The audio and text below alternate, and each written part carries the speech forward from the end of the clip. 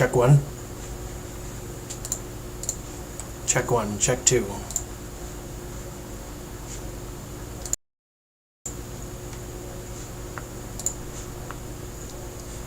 Check 1, check 2.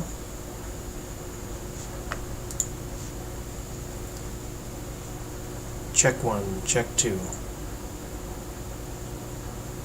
Check 1, check 2.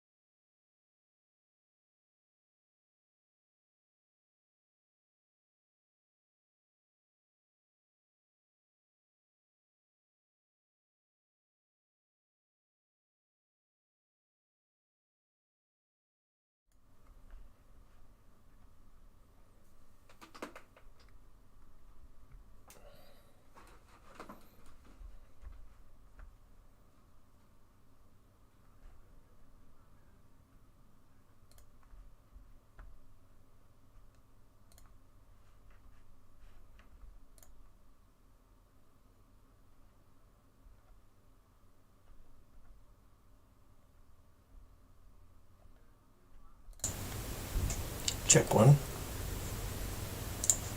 Check one.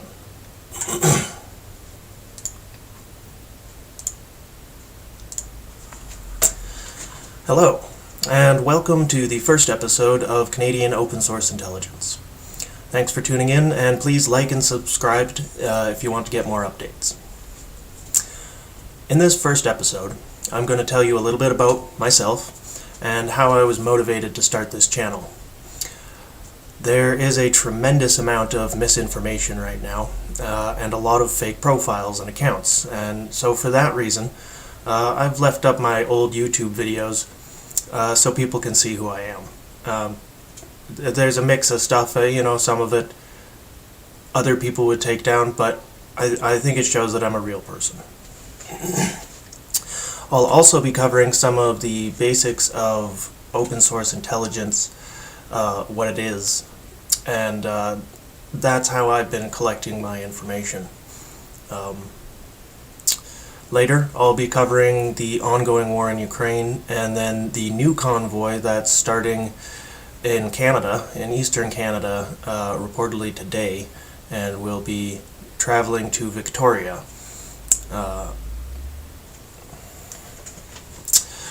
So, let's jump right in. About me, I'm a born and raised Canadian, currently living in BC. I don't have any professional experience in journalism, but I do have a passion for knowledge and for finding out the facts. That desire for facts started me on this journey with the recent protests in Ottawa. The news I've always trusted wasn't telling me that much, and the reports were often hours or days behind when the events actually happened. I started looking for the social media groups and that the protesters were a part of, and finding out what I could about the organizers. Twitter is, to me, a surprisingly good source for on-the-ground information, as is Telegram, Facebook, and a variety of other social media platforms. I began monitoring as many discrete sources of information as I could, both pro-protest, anti-protest, anything I could get my hands on, unofficial or official. I've begun to find that I have a knack for picking up on the bits that might be true, evidenced by my identification of Pat King, who we know now is one of the organizers, and I believe he has been arrested since. But I was able to do that weeks before you could find that on a regular news channel. That's certainly not to say that I'm always right. I want to share my knack for picking out the good information with Canada and the rest of the world. That knack led me to the escalating situation in Ukraine. I applied the same skills there of going through social media, trying to tell what's happening and what might happen. I was watching a live webcam broadcast from Kharkiv in Ukraine when I saw the first missiles fired, and then the resulting massive explosions in Ukraine. I tell you that because my instincts led me to be in a place where I could watch at that time. So far in this conflict, finding out any information for sure has been very difficult.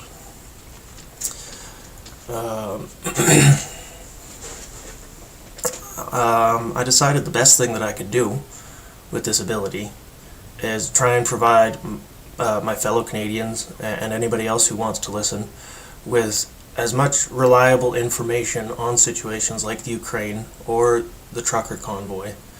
And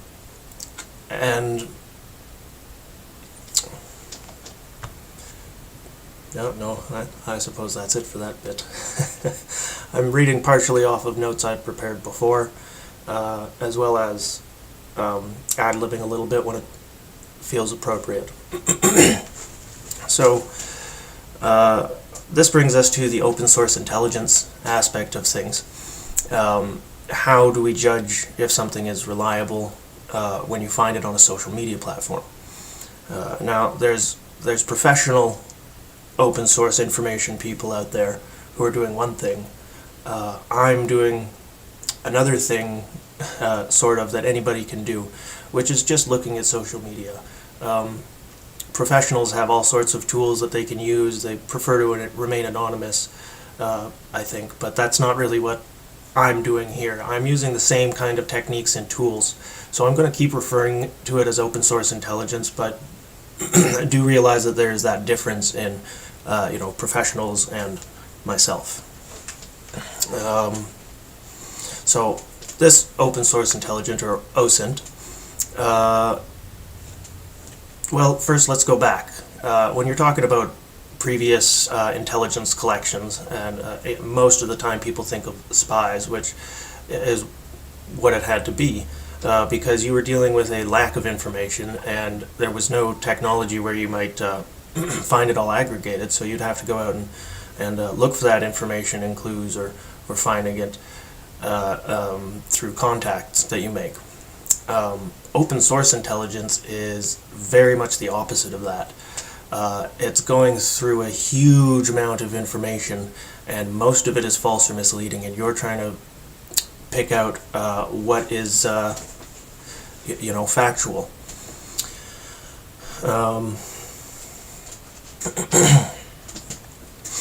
The professionals in this industry, OSINT,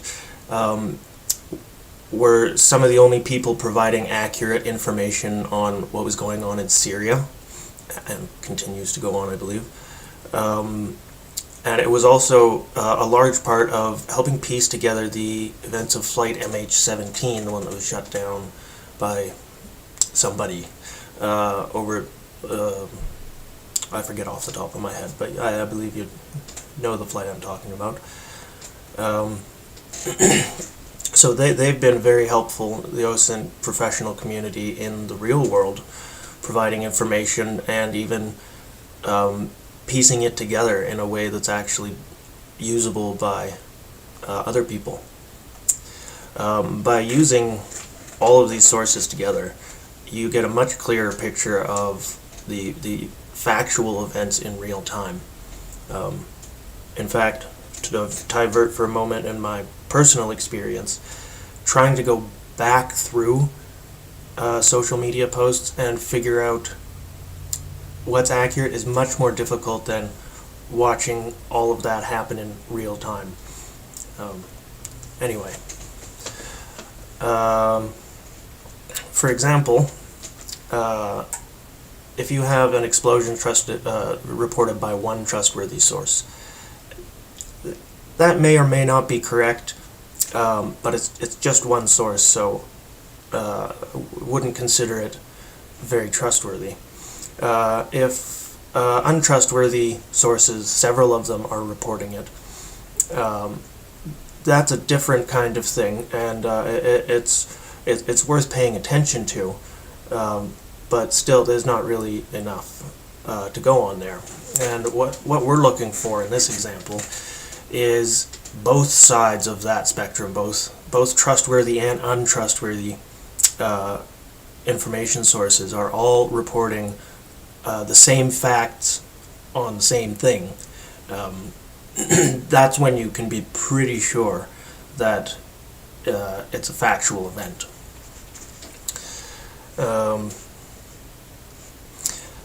So, in light of this, though, on this broadcast, I am rarely going to say that something is 100% confirmed, because it's just not possible, really. More so, I'm going to be reporting on the information, saying, hey, here's what I found, here's what people are saying, and then I will also try to give you an idea of how factual it may be. So,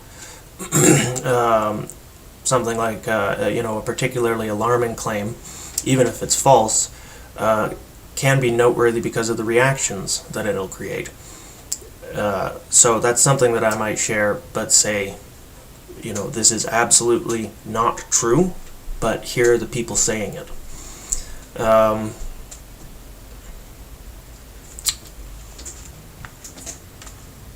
Yes, and sometimes even very reliable sources can end up picking up on that misinformation. And so, you can never say for sure, really, until much later, whether things are 100% true or not, and often it's a gray area. But the important thing, I think, and I'll get into more of this later, is to have the information. When you can't trust one individual source, you're going to have to go to a whole bunch of them, and I'm going to try and give you my best estimation of how accurate that information is.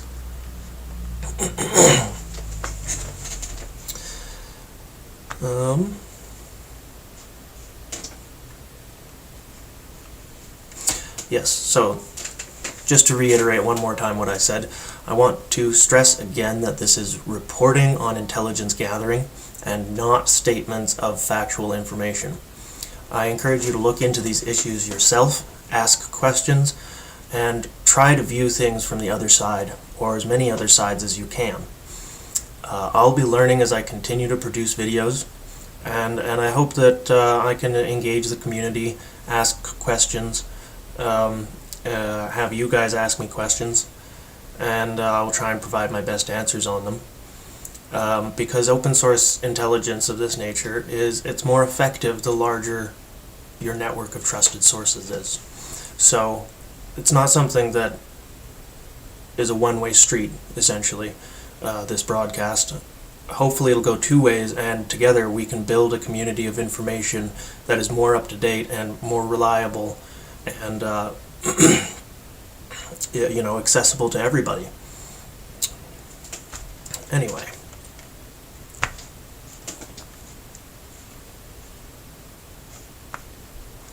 Okay, before we get into the actual situation in Ukraine, I'd like to tell you a little bit more about my involvement in the gathering, in the intelligence gathering, up to this point.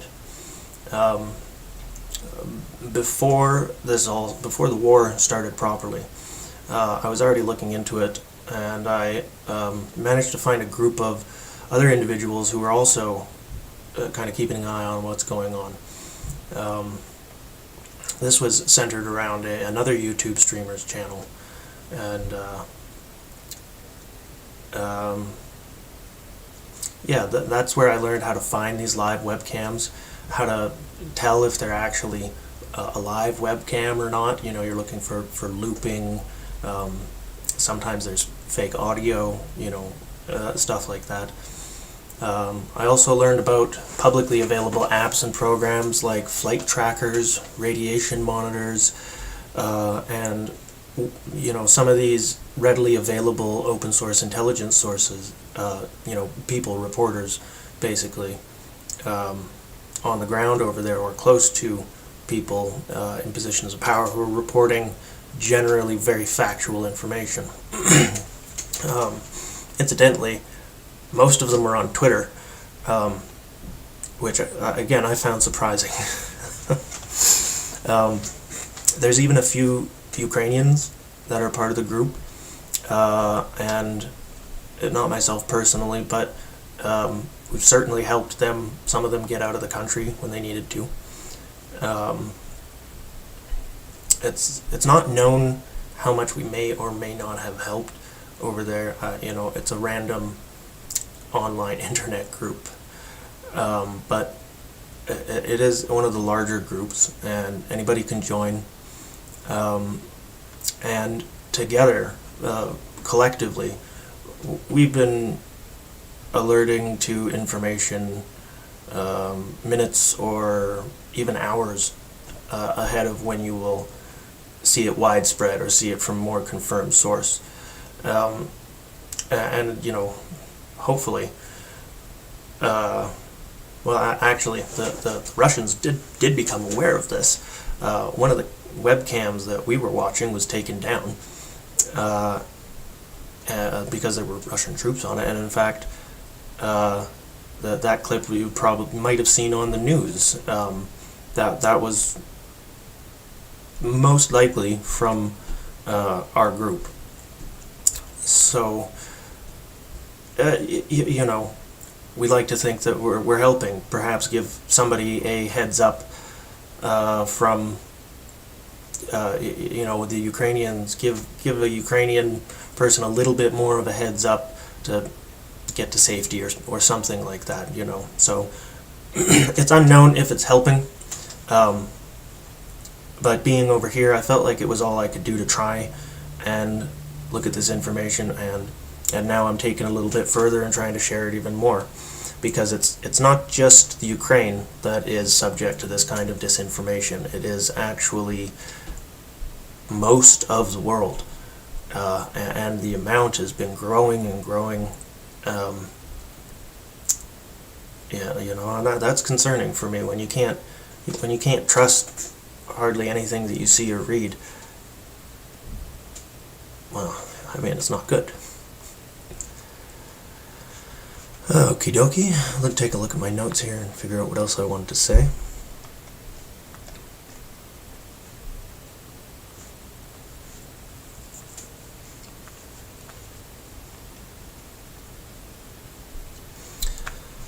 No, I think that's pretty much it for that section.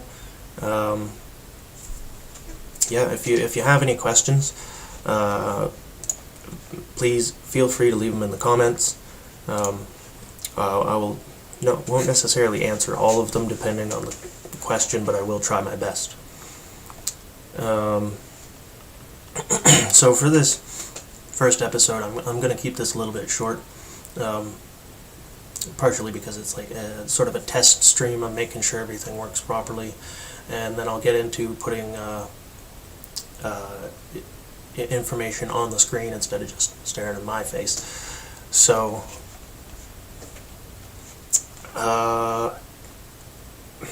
obviously almost everybody is aware of this right now, but there aren't really a lot of known facts that we know for sure. We know Russia has invaded with 100,000 or more troops. We know that there has been some bombing of residential areas, and it looks like Russian troops are trying to encircle Kiev and other cities. So that's about all of this, anything that we can say for sure. There is a tremendous amount of other information out there, but the rest of it does sort of tend to go towards conjecture. You can have a lot of information that is, 95% sure, and that is generally what I try to go for if I'm going to report something. If it's a 50-50, that's not really worth considering for now. So, a caveat to those first points, what we don't know is if Russia has been intentionally bombing civilian areas. The evidence for that is mounting basically every day, but it is still within the realm of plausibility that it is not intentional.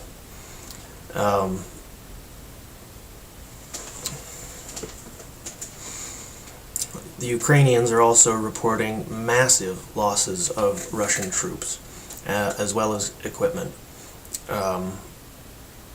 Again, Russia is losing troops, but it is very difficult to say exactly how many they've lost and what the state of the battle is. Factually, you can say that the Russians are moving a lot more slowly than most experts thought they would. There is evidence that they are having supply chain issues, but again, it's not something that you can confirm 100% in this current situation.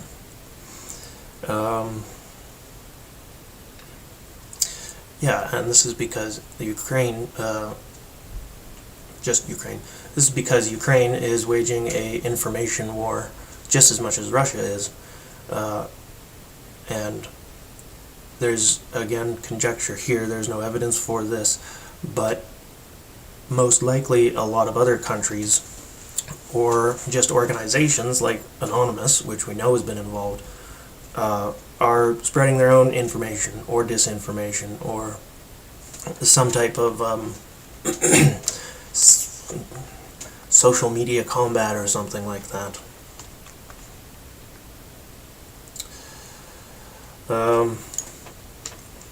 Yeah, like I said, I'm going to do another, hopefully more in-depth coverage of the facts and the suppositions around Ukraine in the next 24 to 48 hours.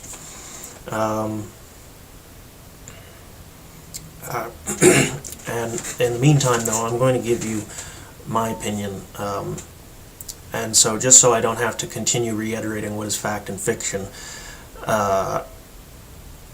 the following here is just my statement of opinions on things, and reflects what I suspect to be true, but I cannot back up.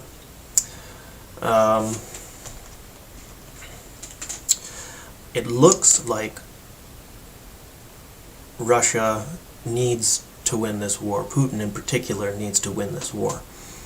There are a lot of theories circulating around about whether he's lost his mind, or he's a little bit loopy, or has he had a stroke. None of these can be confirmed, and I don't think that that's very likely. Are there huge problems with the Russian command structure and basically the way the whole country has been run for the past 20 or so years? I think we can all agree that yes, there has been there's not just supply problems for the Russian army.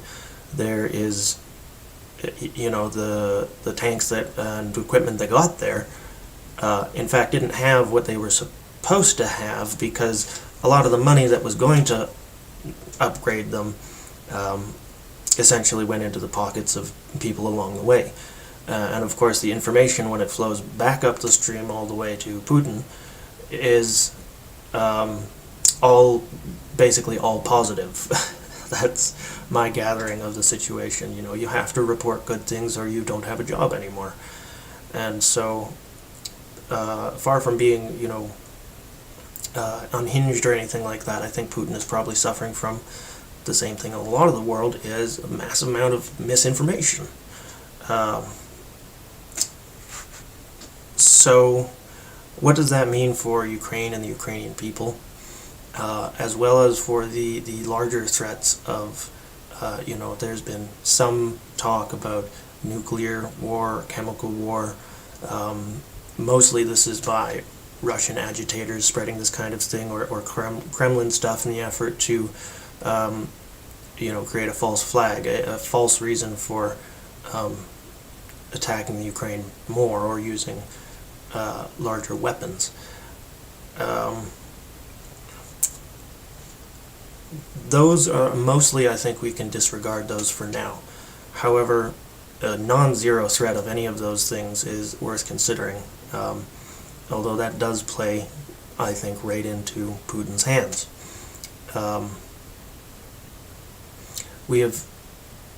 I've seen so far what looks like a continuing escalation.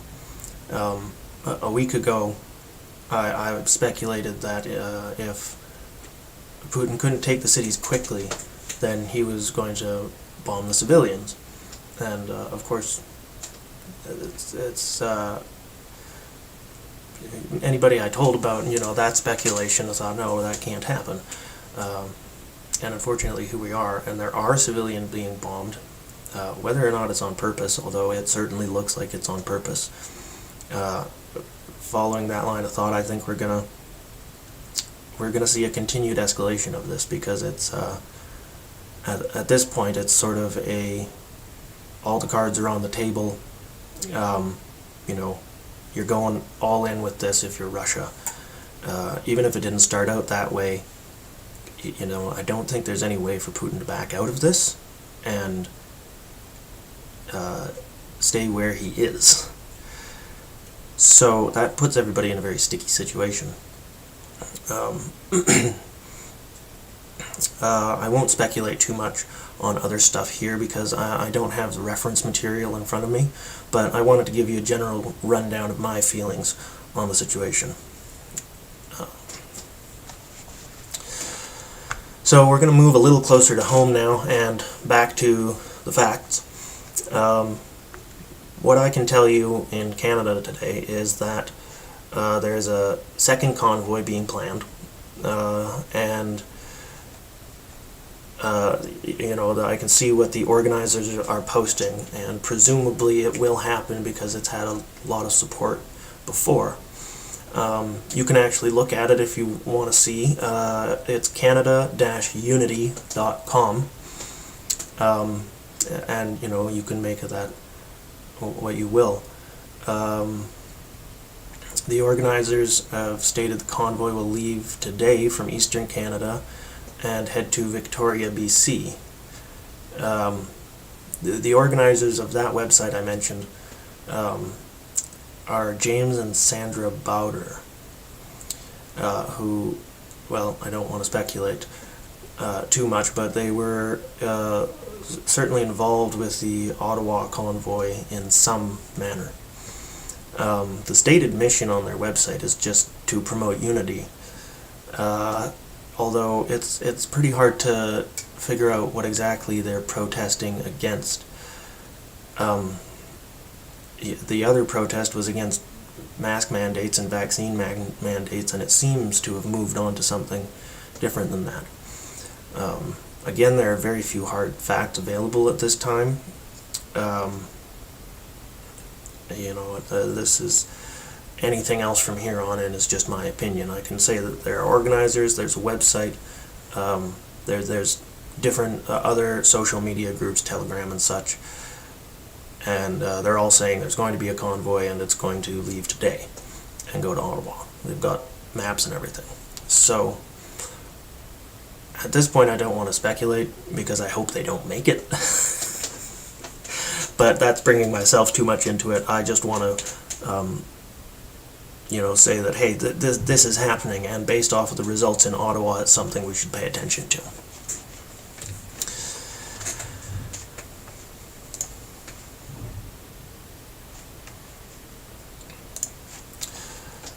Well, that's it for today. Thank you very much for tuning in, if you did. Please don't forget to like and subscribe if you want to get more updates, and I will try to be back with another live episode in 24 to 48 hours.